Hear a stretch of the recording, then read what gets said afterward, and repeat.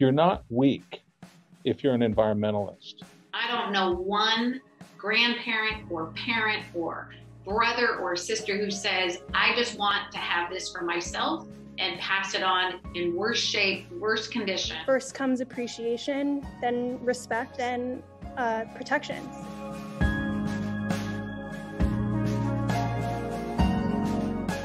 Your host tonight is actually the Boundless Washington program, and in particular, 2 students from our Boundless Washington program. Boundless Washington is a statewide outdoor leadership program for young people with disabilities. The 2 students from that program who will be leading tonight's discussion are the one and only Jada Barrows and the one and only Ratika Kanal. I'm so proud to introduce Washington State's Commissioner of Public Lands, Hilary Franz. Former chairman of the Lummi Nation Jay Julius. Maria Sheldon, who is an environmental educator and part of the service board. Environmentalism is viewed with such pessimism, you know, like when we think about the environment, people are like, oh, climate change, oh boy, the world's going to end. I'm just very curious about how you keep hopeful and energized about the work. I stay hopeful because of the youth. I think the youth have a climate anxiety that Hilary and I and our generation can't even begin to fathom. My perspective, I don't think we have the time or the moral right to be pessimistic. It's not so much driven by fear and anxiety, it's driven by, if not us, then who? Each of you has advocated for the environment in a different way, but can you explain to the audience what your primary focus has been?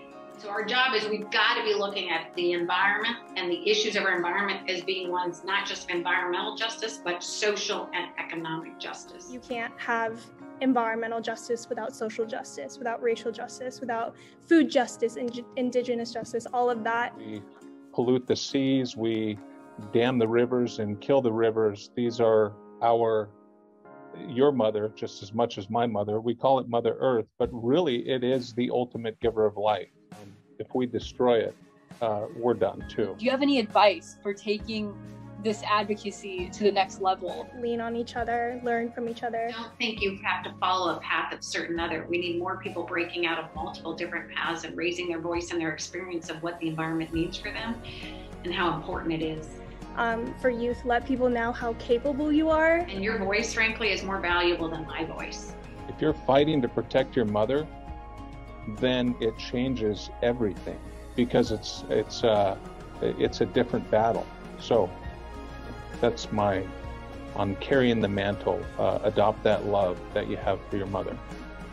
I am more energized than ever after hearing from all 3 of our panelists. I can't wait to see what the future holds and what our generation does to help with climate change. With the leadership that they've already shown and the leadership that we have the ability to show, the future is so bright.